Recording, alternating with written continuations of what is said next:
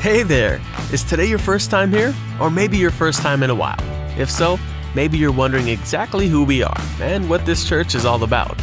Well, we'd like you to know that we're a group of ordinary people who are on an amazing journey together, following Christ. Our guide is the Bible because it's the divinely inspired Word of God, and it will never take us in the wrong direction. Along the way, we hope you'll see that we are welcoming and spiritually passionate, and that getting to know you is a big deal to us. We know that the road is rough sometimes, but we'll work really hard to bring you practical and relevant messages to equip and encourage you through life's ups and downs. We want you to know that we care about this community, and we believe that it's our job to make it a better place. So no matter who you are or where you've been, we're glad you're here with us today, and we hope that you'll join us on our journey, following Christ and living out His plan for us. So welcome to church.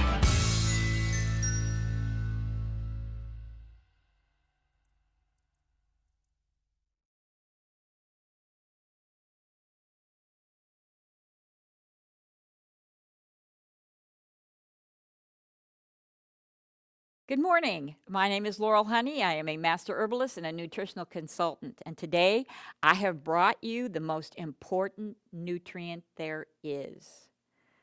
Good old vitamin O. Oxygen. Fresh air. Air is the first element after light that God made. And air is extremely valuable for our health. You can live 30 days without food. You can live about 3 or 4 days without water, but you can only live a matter of minutes without fresh air. So air contains a lot of components that we don't even realize are in there. There's things called ions in air, positive and negative ions. And in this case, the negative ions are good because negative ions grab a hold of dirt and garbage and cause it to fall to the ground. Negative ions can do the same thing in your body, grab a hold of things and expunge them. So negative ions are good. We want to get a lot of those in our bodies. Now, negative ions are higher around waterfalls, in forests, and also fire. That's why we're attracted to a campfire, I think, or a fireplace, because it puts off negative ions, which are very healthy. And after a rainstorm, the negative ions are very high. How refreshing and how wonderful we feel after a nice thunderstorm. We go outside. There's just something in the air. Negative ions. There's a new thing now. It's new to us as Americans, but Japanese have been doing it forever. It's called forest bathing. So science is beginning to study this, and they're finding that the trees actually put off what's called phytoncides. And these are plant aromatics, plant oils or compounds that get into the air and we breathe them in. They're finding that these increase the T killer cells in our body. They've done experiments where they've taken people out into the woods and they've put them in an environment where they could walk for 2 hours in the morning and in the evening. They measured their T killer cells before and after. Their T killer cells it rose exponentially with the time spent in the forest. They thought, well, maybe it's just getting away from the city. No, they did the same thing with people in the city. Just told them, go take a walk, enjoy your day. Didn't have the same effect. Then they took plant phenols and put them in an infuser, and they put them in a hotel room, and it had about 50% of the forest effect. Their T killer cells went up, and also what happened in the woods that didn't happen anywhere else was the adrenal hormones dropped. Those are your stress hormones. And they tested those in the urine, and they said adrenal hormones almost disappeared after people had spent a week in the woods. And this effect can last up to 30 days. So get out, get into a park. Parks are good. Bigger the park, the better. A forest is the best. And breathe in those plant phenols and improve your T killer cells. What a mighty God we serve to put little tiny things in the air like that can impact our health. Good morning. My name is Jason. I'm the pastor of the Erie Seventh-day Adventist Church. Glad that you are joining us this morning. I hope that you are well wherever it is that you find yourselves this morning. Before we get into the message entitled, Why Am I Here? I want to give you a couple quick updates. As most of you are aware, through visiting our website. You are aware that we have begun to reopen the church. And so there's a list of guidelines on our website, as well as guidelines posted throughout the church and all of those things. So if you are still in a high-risk category, we, of course, encouraging you to stay home, and we'll continue to stream these sermons probably up until the end of July, maybe even through the end of August. We'll see how the situation continues to develop. But nonetheless, there's different ways for you to still remain connected, even if you don't want to join us back in the building because of various reasons. One of the ways you can stay connected is going to our website, erieadventistchurch.com. There, as you probably already know, you can check out the latest sermons. You can also give your tithe and your offering. You can also give your tithe and your offering through mail, or just bring it to the church and leave it in the mailbox. Either way, we'll get it, we'll process it, and we'll take care of that for you. Another way to stay connected, if you can't join us here in the building, is through our online Zoom class. That's led out by Ms. Debbie Marks. You can get a hold of her there, and I think that there's some information regarding that Zoom class on our website. So if you want more information on that, just check out those resources. But as we start our message this morning, why am I here?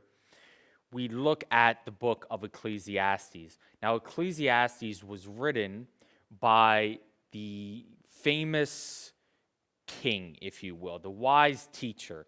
And it's more than likely that it was Solomon, the one who wrote the book. And so Solomon, this wise teacher, basically goes through these 12 chapters of Ecclesiastes and dissects what the meaning of life is. What's the purpose of life? Why am I here? And he accumulates wealth and he accumulates property and all this in order to try to discover the answer to that question. Why am I here? What is the purpose of life? He tries to usher in justice and peace in order to come to the conclusion, in order to get at the heart of the matter, in order to try to find an answer to that question. And it was really challenging. I mean, took years and years and a whole lot of time. I mean, it was like his life's work almost, acquiring wisdom and acquiring all of these things and getting and searching and searching. And yet it still seems to be something that's challenging for us today to do. But really, it's not that challenging to figure out what the purpose or meaning of life is. Check it out. Solomon went through all that work. The only thing that we need to do is just ask Siri. Let's ask Siri. Hey Siri, what's the meaning of life? To think about questions like this. And there you go. That's the meaning of life. Let's ask her one more time. Hey Siri, what's the meaning of life? Try and be nice to people, avoid eating fat, read a good book every now and then, get some walking in, and try to live together in peace and harmony with people of all creeds and nations. So there you go. That's the meaning of life according to Siri. It's a lot easier for us to do than it was for Solomon to do. And, if you think it's odd that I would ask Siri what the meaning of life is, this inanimate object, you're not alone. It's kind of a weird thing to do. But believe it or not, it's not really that unusual. It's not really that unusual. People ask questions of like that all the time to Siri. And in fact, it's a pretty popular search in Google as well. And you notice here in the, if you go online and you check out the Google statistics, this is the results for the search for the meaning of life. So if you search that term in Google, what is the meaning of life? Okay, it records this statistic. And the interesting thing about this statistic is that this is only in the United States now. You can do a whole worldwide analysis, but I just want to focus on the United States. And here, apparently, a lot of people are interested in that topic. And it especially peaks, I want you to notice here, it peaks on around 1:36 a.m. That's the highest hits that they get for that search, that they get for that word search on Google. So at 1:36, it's at its peak searched point. Now that's interesting, right? It's interesting because it all takes place after midnight, and this is only for, I think it's May 21st, but you can look at May 22nd, you can look at the whole month, the whole year, but the trend is generally the same. It's right around after midnight to around 3 a.m. where you see the highest point in which this term is searched throughout Google in the United States. What is the meaning of life? And Brad Pitt, a guy who has everything, also kind of has that same question. What is the meaning of life? So check it out. Why is it that at that time that it's searched so high? Check out Brad Pitt. He says this in an article from Rolling Stone in 1999 when he gave an interview to the Rolling Stone magazine. He says, "The emphasis now is on success and personal gain. I'm sitting in it, and I'm telling you that that's not it. I'm the guy who's got everything. I know, but I'm telling you, once you've got everything, then you're just left with yourself. I've said it before, and I'll say it again. It doesn't help you sleep any better." Well, apparently for Brad Pitt, when all of the noise and all of the things and the hustle and bustle of the day is done, and it's the quiet hours of the night, Brad Pitt is left alone with the real questions of, why am I here? What's the purpose? What's the meaning? And Google and Siri and all of that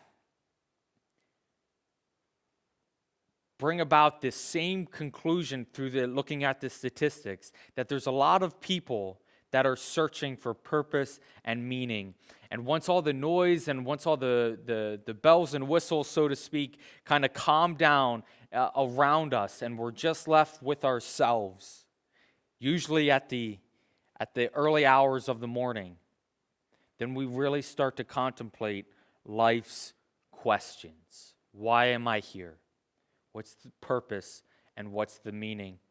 And the good news is Ecclesiastes, the book of Ecclesiastes in the Bible, gives us insight into that very question.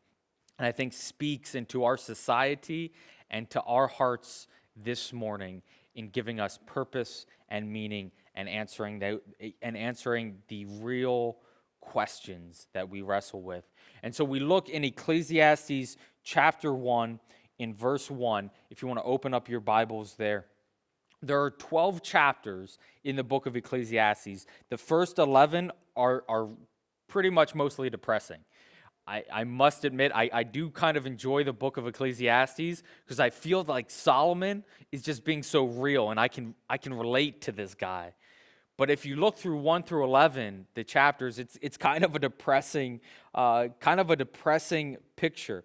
And what we find through the first couple chapters in our study is that the author, the teacher here, who I believe is King Solomon, he's looking for meaning, he's looking for purpose, and he's coming up dissatisfied. And all of the answers that he's coming up with are not satisfying to him. And so he's disappointed with all of these things that he explores. Now, the important thing to understand that as we're looking for the meaning of life, or as we're looking for purpose, all right, Solomon here, he's always looking for meaning under the sun. That means with things that are done on this earth, in the span of your lifetime, if you will. He's looking for things that will satisfy throughout a person's lifetime. The focus is on basically the 80 years that somebody will live. Maybe some of you are already living past 80, but for most of us, I think the average age is about 80. So he's looking within that span of life. And notice here in Ecclesiastes chapter 1, in verse 1, Solomon comes to this conclusion. He says, the words of the preacher, the son of David, king in Jerusalem, vanity of vanities, says the preacher. Vanity of vanities, all is vanities. And I really like how the NIV puts it here. Notice this, he says, meaningless, says the teacher. Utterly meaningless. Everything is meaningless. Everything is meaningless.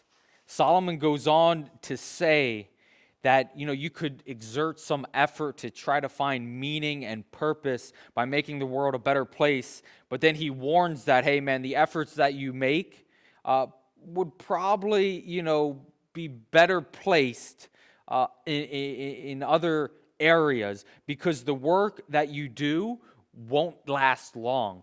And you'll probably just be it will probably just be forgotten through the next generation. And in Ecclesiastes 1, verse 11, he says this, no one remembers the former generations, and even those yet to come will not be remembered by those who follow them. Solomon says, listen, you could try to be really wise, you can try to find meaning in wisdom, but the substance and meaning, if you're looking for that in wisdom, he's saying, listen, it's probably better to just be foolish, right? Because in the end, he notices, when it rains, it doesn't just rain on the wise people, but it rains on the foolish as well. He says, doesn't foolish people suffer injustice, and don't wise people suffer injustice? Don't wise people die, and don't foolish people die? And in the end, there's really no big difference. And so he's saying, listen, maybe we can try to be wise, and that's the real purpose. That's the real meaning of life. And he says, really, it's not any different than being foolish. Good things happen to the wise. Bad things happen to the wise. Good things happen to the foolish. Bad things happen to the foolish. And so he's wrestling with this, and then he says, listen, maybe you could try to find it through sensual pleasure or through acquiring all of these sort of kinds of pleasure out there. And notice in chapter 2 what he says here. In chapter 2 and verse 1, he said to myself, come now, I will test pleasure to find out what is good. But that also proved to be meaningless.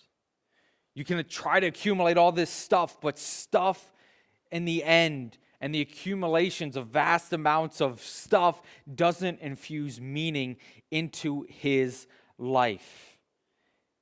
He says, well, maybe you can find it through entertainment or through status, or, try to find it through that kind of security of having all of that stuff. But regardless of whatever it is that you accumulate, none of that really brings meaning, and none of that really brings purpose. The drive for accumulation and the drive for stuff, Solomon reports, is not very meaningful. It doesn't impart meaning into his life. And it reminds us as readers that we can accumulate vast amount of stuff as well, and that will not bring meaning.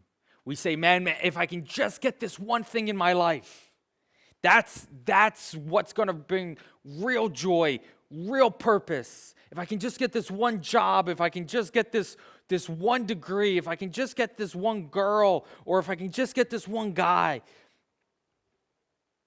And Solomon declares, you can accumulate whatever it is that you think will bring purpose and meaning under the sun in your 80 years, and it is meaningless.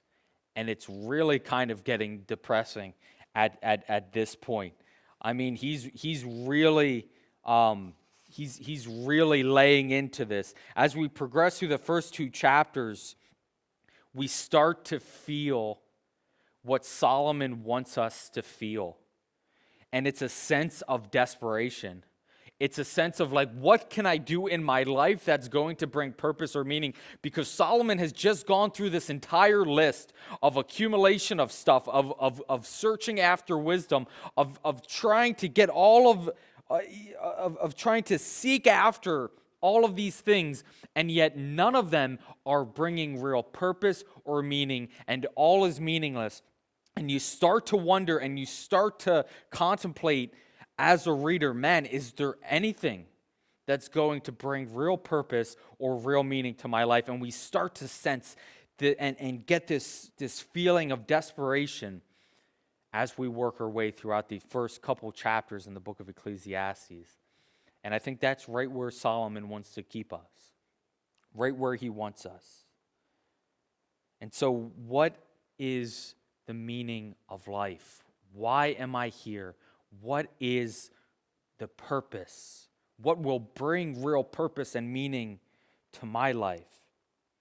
And for the first 3 chapters of Ecclesiastes, we're tracking with the teacher who's seeking meaning, who's trying to find purpose. He's trying to figure out these really deep questions. And nothing done under the sun seems to do that. Nothing done within the 80-year lifespan of a person seems to be bringing purpose or meaning. And then all of a sudden, in chapter 12, Solomon throws a curveball. And he flips everything around. But before we go to chapter 12, I want to explore the core question of the book. Okay? I want to explore that core question and then look at Solomon's answer in chapter 12. So as we think about the question, the core question, what is the meaning of life?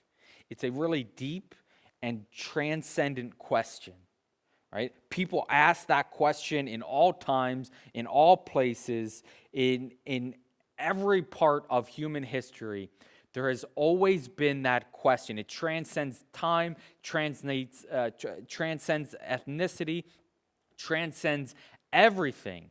And it's a deep-rooted core question that all of humanity wrestles with. What is real purpose? What is real meaning? Google shows us that. Siri shows us that as well. Our wealth and our leisure and our kind of relative freedom from concern about substance can actually accelerate our urgency to contemplate this question. Because I know there are some people here who can distract themselves with all kinds of things, who can, get the kind of shiny buttons and the kind of, bright lights that will distract you from the real deep questions. But there's another of people who are really honest and struggling with this question and are earnestly, urgently seeking an answer for that. And I think even those people who are distracted by the shiny lights and all of the other things in the world and all of the other things in their life, when it's all quiet, this is a question that they wrestle with. And it's a question that I myself have wrestled with as well. It's a question that I myself have wrestled with. What is the meaning of life? Many of you know the story. On my 3rd deployment to Iraq, I was on a mission, and it was a regular mission, just like every night that we would get spun up and go out. Went to the ready room like I always did, got my kit on. We went out to the target building to go ahead and get this the target that we were after, and bring them back in or get intel or whatever it is that we were going out there to do. And I was on a rooftop, and the roof gave way, and I ended up falling 2 stories, breaking both my ankles, and it was a really bad way. And that was the point of my life that my young 20-something-year-old person lost their invincibility. That's when war became very real, and where I was no longer invincible, and I was made out of flesh and bone, kind of, so to speak. And everything changed. My mindset changed, my thought pattern changed, and I really started to question the deep things about life. Like, what is meaning? And I remember one day I was laying on the couch in the office, and I was doing, I forget what I was doing, but I was laying down there in the couch, and I just started wrestling with all these questions. Like, man, why didn't I die that one night? Because when I fell, all of these other, like the bricks and this AC unit were like crashing down beside my head, and I thought it was the end. And I started questioning, okay, man, why didn't I die? And now I'm alive, okay, but what happens if I would have died?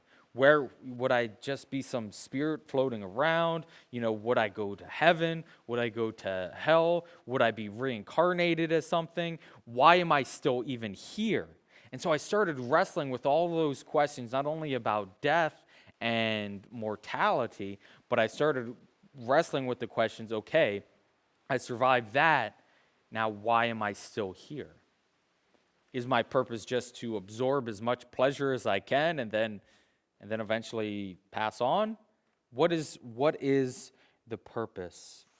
And we actually get a really clear and significant insight into that question in the beginning of Genesis. In Genesis chapter 1 and verse 1, we get some really good insight. Notice this. In the beginning, God created the heavens and the earth. And we move on to verse 27. So God created man in his own image. In the image of God, he created him. Male and female, he created them. Genesis starts with this really resounding and clear answer to some of the difficult questions about our existence. And it tells us that God made all of this stuff, that God made this sky, he made the stars, that he made man and woman, and that God made us. He made you and me.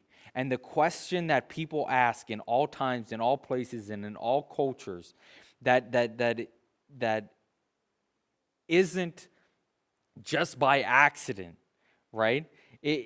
Our existence isn't just some cosmic kind of experiment, but God, through the book of Genesis, declares that we were created with intentionality, that we were created with purpose, that we were created in the very image and likeness of God.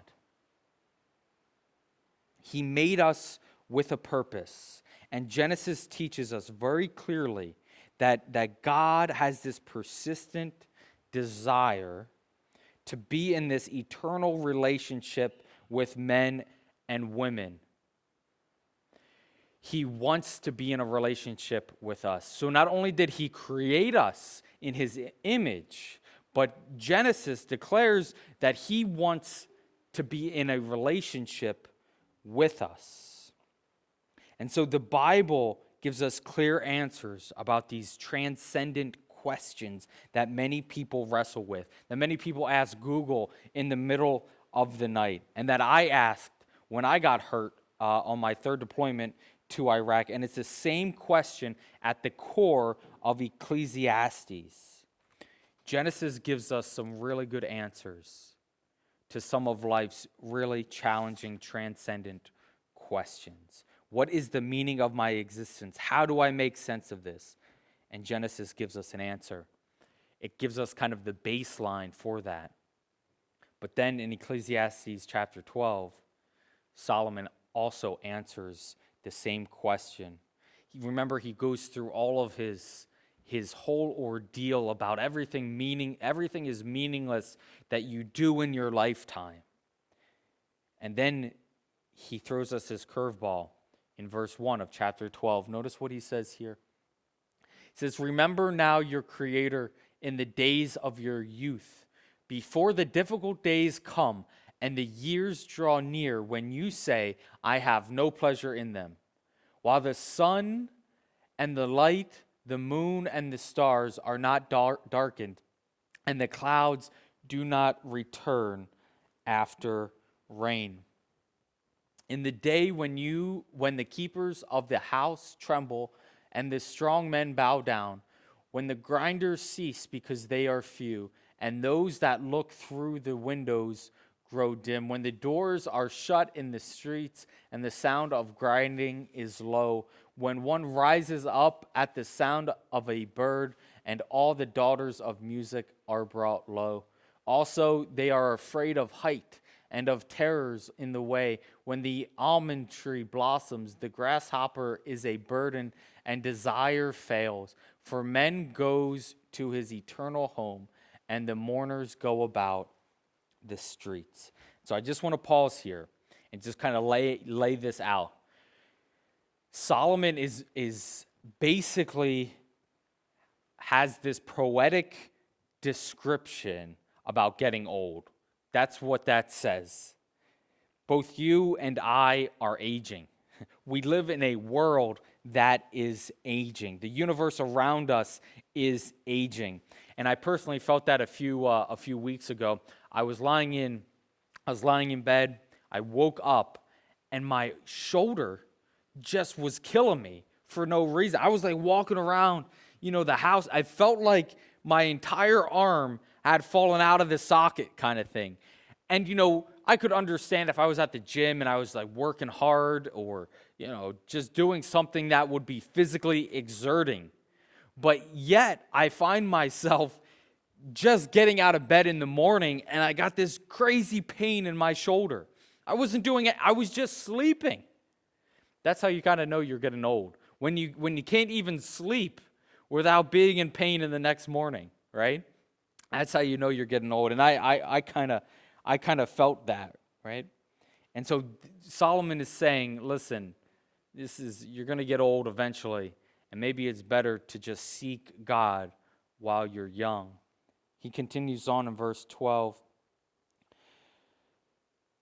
And further, my son, be admonished by these, of making many books there is no end, and much study is wearisome to the flesh. Let us hear the conclusion of this whole matter. Fear God and keep his commandments, for this is man's all. For God will bring every work into judgment, including every secret thing, whether good or evil. After 11 chapters of telling us that nothing matters, Solomon throws this curveball, and he tells us, well, no, actually everything matters. Nothing matters if you look at life under the sun. If you look at life fixed within these 80 years, there is no pursuit that will give you purpose or meaning. But everything matters if you see those 80 years rightfully. If you see them as the beginning of an eternity with a God that has created you. In these last two verses, the author goes from talking about life as a vapor to talking about eternal life, to talking about life in eternity.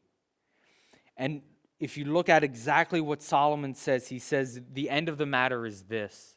The conclusion of the matter is what? To fear God and to keep his commandments. The NIV says this is the whole duty of man. This is the whole object, the whole purpose of a person's life.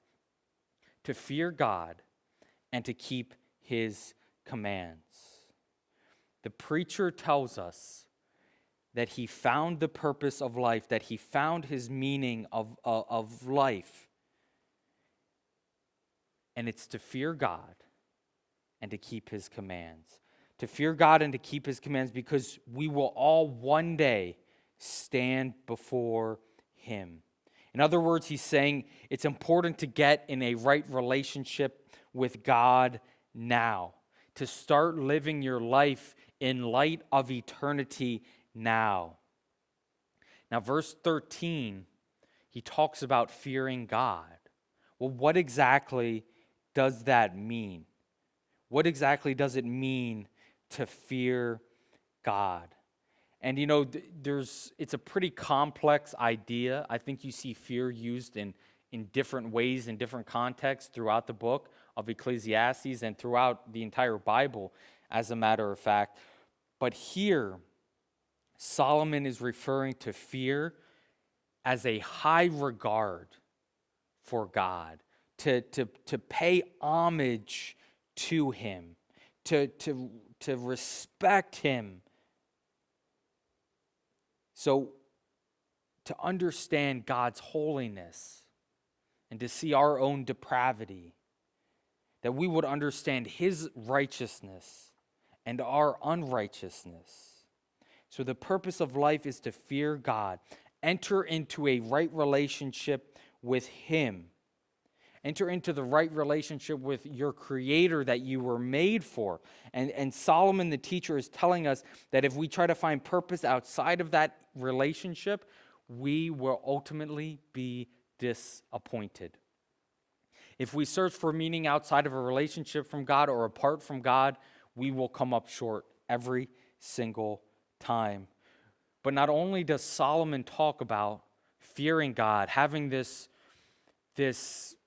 total person kind of respect and homage and reverence towards God, giving our entire beings to him. Not only does he speak of that, to fear God, but he also says to keep his commands. And what exactly does that mean? I mean, there are a lot of commands in the Bible. There are a lot of commands from God. You can start in Exodus 20. You can make your way to the teachings of Jesus. There are a lot of commands, but I really like how Jesus sums this up when he talks about keeping the commands of God, because the disciples are asking, what do we need to do here? What should we do in order to be saved? And here they're saying, what's the greatest commandment in the law? In verse 36, and Jesus replied to them, love the Lord your God with all your heart and with all your soul and with all your mind. This is the first and greatest commandment. And the second is like it. Love your neighbor as yourself. All the law and the prophets hang on these two commandments, which basically summarize the 10 Commandments, if you will. All right. Now, maybe you may be thinking, well, that oversimplifies it a bit. Yeah, I'll let you take that up with Jesus, okay? But from Scripture, keeping God's commandments, okay, refer to the 10 Commandments. And loving your neighbor as yourself and loving the Lord your God with all your heart summarizes the entire 10 Commandments. And that's what God is calling us to do. Solomon, through his book, is telling us to obey God's commands because we will one day stand before him. Believe it or not, there's a judgment. We have to stand before God, and he tells us to get into a right relationship with God now, to live your life in light of eternity now. And here's the simple idea, all right, that kind of helps me keep this in perspective. If I'm in the middle of doing something that I probably shouldn't do, or I might question whether this is something morally or ethically that I should do, one of the things that I do is when I'm contemplating that, I picture Jesus standing right beside me, that God is right there in the room, and I ask myself the question: is what I'm doing at this moment going to make him happy? And that's something that has really helped me make moral and ethical decisions, because in fact, one day we will stand before God and we will have to answer for the good and for the bad, for the things that we've done and the things that we've failed to do. I can remember, back when I first became a Christian, I had this opportunity to get this really great job. It was a government job, and it had the potential to pay very, very well. There was a lot of really great benefits. I would have had a company car that I could take home, and I would have been set for yeah, I would have been set. It was a really good job. And I had to make like this decision at one point that either I was going to, take this job, or I was going to pursue this other field that I was really intrigued about, and I felt passionate about, and that was ministry. So I had the, working for the government, really great job, security and pretty good pay, or, I had ministry, which is sometimes the opposite of what that other one was. And so I passed it up, and I decided to go to ministry because I felt I was passionate about it, and I felt like really being called and pulled in that direction. But here's the point. I mean, I look back on that decision, and even, a lot of the people I've told about that, including my own family, they're like, well, that didn't seem like too smart of a decision. Why didn't you just take that job and then just still do ministry and all that? And I even admit, like, looking at it, it doesn't seem to make all that much sense. But I think in eternity, it makes absolutely the most sense, right? Because I'm not living for the here and now. I'm living for eternity. I'm not only waiting to see Jesus one day, face to face, where I can hug him and I can be around him, but I'm want to be around him today, and I want to live for him today, and I want to do the things that make him happy today. And following this other path wasn't the most conducive way for me to live that kind of life. And so God opened up this door for me to move into ministry. So I choose to live my life for eternity, and with eternity in mind, even though from a worldly standpoint, from a secular standpoint, that decision may not make sense. In fact, I had two people from church. They were at a church that we used to attend in Tennessee, and they are pretty well off. And a few years ago, they gave me a call, and they were like, "Hey, really want to start up this ministry for women who have gone through like sexual assault and sexual abuse and all this, kind of like a safe space, a resource for women in the community to connect with." And they were asking about buying this one property in this one house, and it was a pretty heavy investment. I think it was like $200,000 or something like that, and debating and wrestling with, if this was something that they wanted to do. And for a lot of us, that might not be all too great of an investment. I mean, you're talking about opening up a nonprofit that you're just basically putting money into it. There's no way for you to ever recoup that investment. And from the worldly standpoint, it may not seem that great of an investment. For some, it might. You're helping people in the community and you're doing all that. But in light of eternity, the impact that ministry will have had makes all the difference in the world. In eternity, it makes perfect sense. And so, in other words, the point is we need to be living for eternity today. We need to be living with eternity in mind, to live our lives for God today. And even though it may not make sense to a lot of different people, may not make sense to the secular world, we don't do it because it makes sense to them. We do it because it's what will make God happy, and it's what will be pleasing to him. Ecclesiastes teaches us that we don't do what we do in order to try to save the world, because saving the world isn't our job, but rather we do what we do because we are obedient to God. We're obedient to God, and that's our job. It's not our job to, save all the battered women out there. It's not our job to, to save the world. That's God's job. That's Jesus' job. It's not mine. My job is to be obedient to his call. And who knows, maybe in the scope of eternity, because of my obedience, I would have affected thousands and hundreds of thousands of people and their lives, and help facilitate their relationship with Jesus. Or maybe it was just one. Maybe I was the only one that it affected. But nonetheless, I'm not called to save 100 people, 100,000 people, 1 million people. I'm called to be obedient to God. And that's what I want to do. And that's what the writer of Ecclesiastes is telling us and encouraging us to do as well, to fear God, to keep his commandments. And you may say, well, man, I don't know if this is a good decision. I don't know if I really want to start doing that now. I'm too old. I've lived too far and all of that. Yeah, you probably should have done it years ago. All right, but the best option for you is to start today.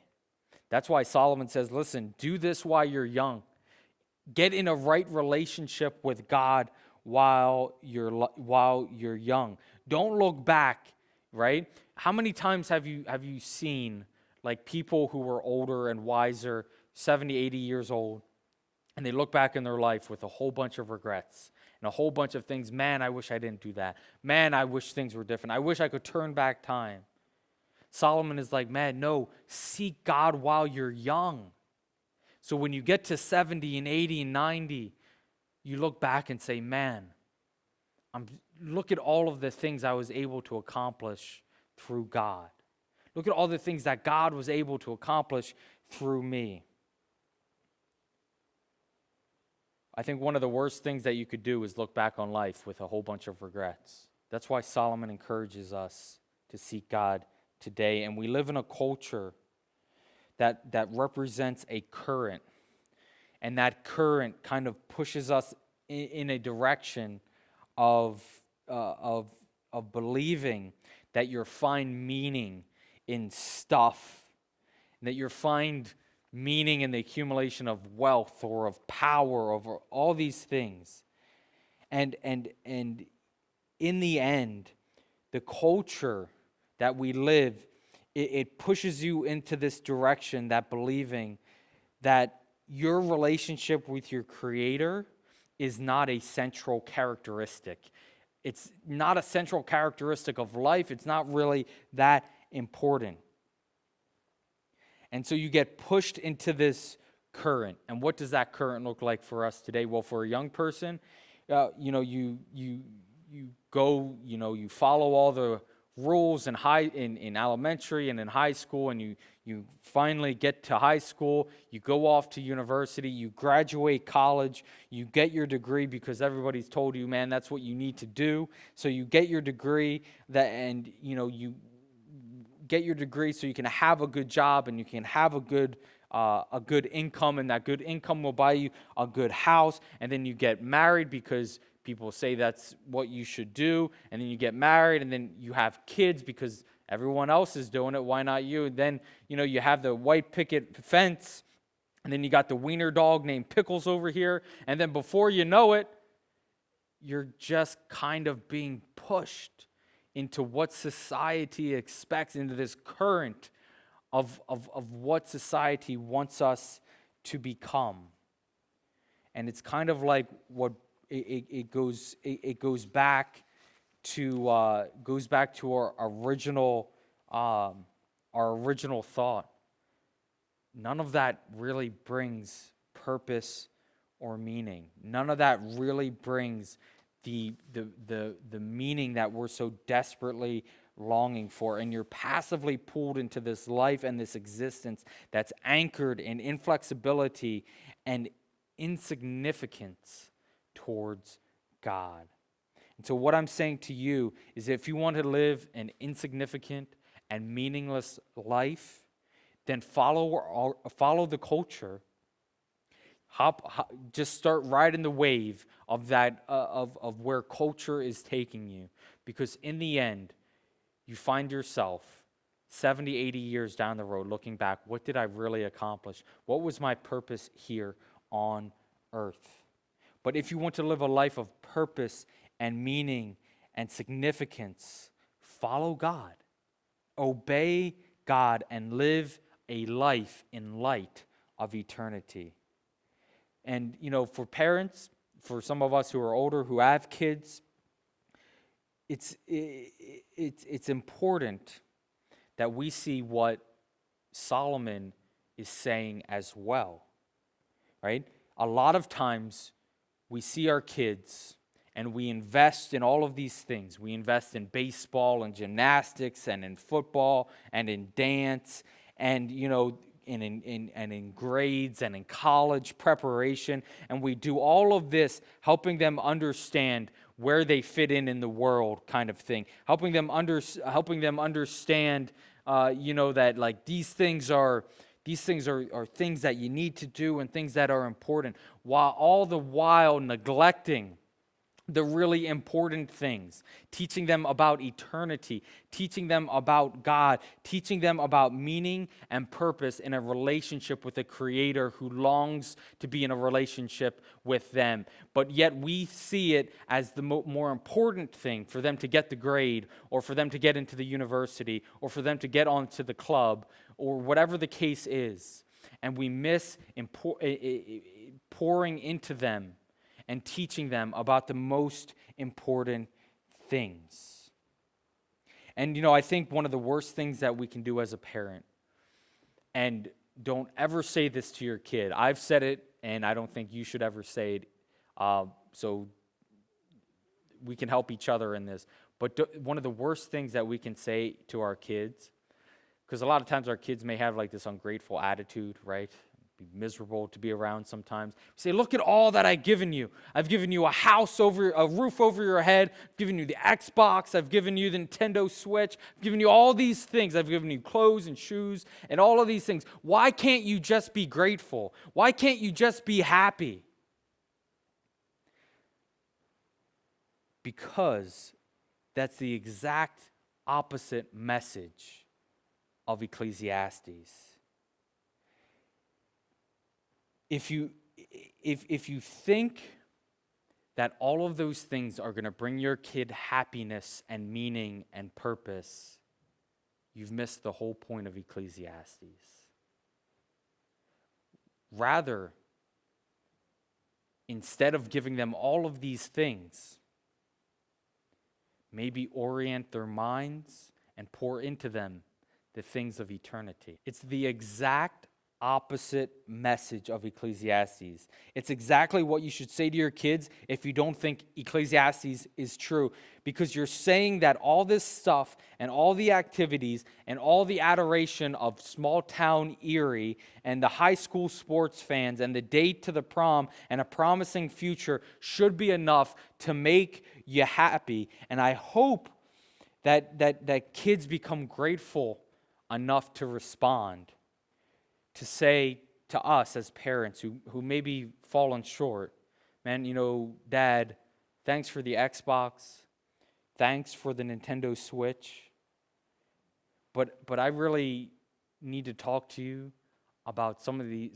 really heavy things, some really heavy questions that I've been wrestling with, like why am I here?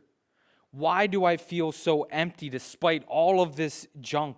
Why do I feel like I'm borderline on depression because I'm really insecure about knowing where I fit in this world? I hope one day our kids are bold enough to start asking those questions. The point of Ecclesiastes is to get in a right relationship with God now, to start living your life in light of eternity instead of in light of the 80 years. The Bible's teaching us that we were made to be in a right relationship with God. And if your desire is to find real meaning and real purpose, you cannot and will not find that outside of a right relationship with God. You might think that a right relationship with God requires you to pursue Him and, requires you to subject yourself to all of these things and all of that. But the really awesome news is that God is pursuing you. The story of the Bible is God in pursuit of humanity. And if you're here this morning and you're not in a right relationship with God, it's not because he's not pursuing you. It's because you've just been ignoring him. It's because you've been pushing him aside. And if you're here this morning because you are in a right relationship with God, it's only because God is pursuing you. It's not because of your good works or your good looks or anything like that. It's because God is in pursuit of you. It's because God can't stand the thought of not being around you. Romans 10:9 says that if we confess with our mouth that Jesus is Lord and believe with our heart that God raised him from the dead, you will be saved. And I want to encourage you not to leave here today outside of a right relationship with God. Don't leave here without being right with God. Because the moment right now, God has orchestrated from the foundation of the universe, from the time you were born, that you would have the opportunity to follow him and to be in a right relationship with him. And why is that important? Because in it, we find our purpose and we find our meaning to why we are here on this planet and why we are living in this time. I don't believe it is a mistake that you were born at the time you were born, that you are living in the time that you are living. God has ordained it that you would be at this place at this particular time so that you, because there's a purpose and a meaning that he has for you. And God wants to reveal that to you, but it only comes from a right relationship with him. The end of the matter is to fear God and to keep his commandments. And if you're wondering why you are here and asking those deep and transcendent questions of life, you don't have to look any further, because the conclusion of the matter is to fear God and to keep his commandments. That is truly why we are here. Let me pray for you. Father in heaven, I want to ask that you would do the work which only you can do, to transform our hearts and give us this adoration and this love for you that only you can give. That you would transform our lives and make us more like your Son Jesus. That we would choose to surrender our lives to you. That we would be in a right relationship. Lord, we need your help. So easy for us to go astray. But Lord, we're asking now by your grace and your mercy that you would continue the work which you have begun on us. And that you would continue it to its completion. Lord, that you would help us to find our purpose and meaning within a right relationship with you.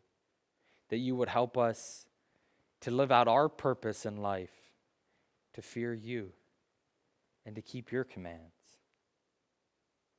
Help us not to fill our time with these empty pursuits of accumulating wealth or stuff or wisdom or any of these things, but help us